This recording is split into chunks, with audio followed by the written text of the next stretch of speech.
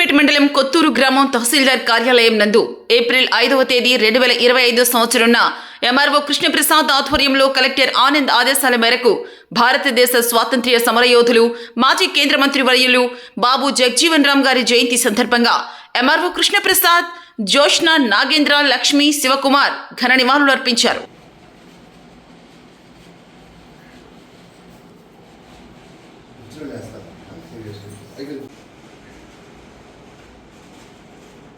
నమస్కారం. ఈరోజు మనం బాబు జగజీవన్ రామ్ గారి జయంతిని జరుపుకుంటున్నాము. ఆయన ఒక గొప్ప భారత స్వాతంత్ర సమరయోధుడుగాను, రాజకీయవేత్తగాను ఎంతో ప్రసిద్ధుడు. భారత ప్రధాని పదవి కూడా నిర్వహించిన మహానుభావుడు. బీహార్లోని ఒక కుగ్రామంలో జన్మించి అక్కడి నుంచి అంచెలంచెలుగా కష్టపడి విద్య అభ్యసించి చదువుకొని గొప్ప స్థానానికి చేరాడు. ఆయన భారతదేశం మొట్టమొదటి కార్మిక మంత్రిగా కూడా పనిచేసిన ఘనత వహించారు. అదేవిధంగా all India depressed classes league అనే సంస్థ స్థాపించడంలో కూడా విశేష కృషి చేసిన వ్యక్తి.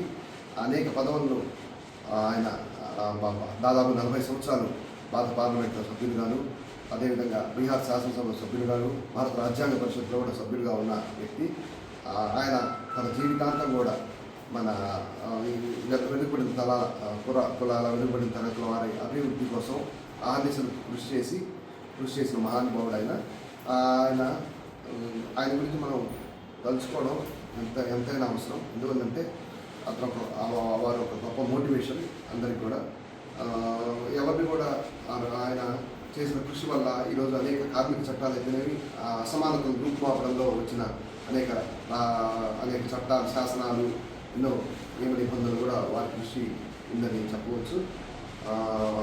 ఏ విధంగా అయితే మన రాజ్యాంగ పిత డాక్టర్ బాబాసాహెబ్ అంబేద్కర్ గారు సమానత్వం కోసం, అంతరాంతర నిర్మూలన కోసం కృషి చేశాడు, అదే కోవలో చెందిన మహానుభావుడైన.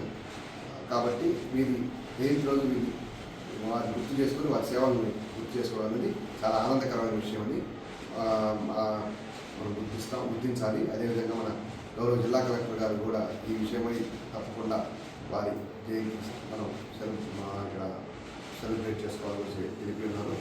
వారి ఆదేశాల అనుగుణంగా గొప్ప వ్యక్తులను స్మరించుకునే సాంప్రదాయం పరంగా ఈరోజు బాబు జగజీవన్ రావు గారి జయంతిని ఇక్కడ జరుపుకోవడం జరిగింది. వారిని బాబూజీగా గుర్తుగా పిలిచేవారిని కూడా మనం తెలుసుకోవాలి. కాబట్టి అంత గొప్ప వ్యక్తి, ఈ భారత దేశానికి ఎన్నో సేవలు చేసిన వ్యక్తిని మనం ఇప్పటికి కూడా మర్చిపోకూడదని తెలియజేస్తూ నేను సెలవు తీసుకుంటాను.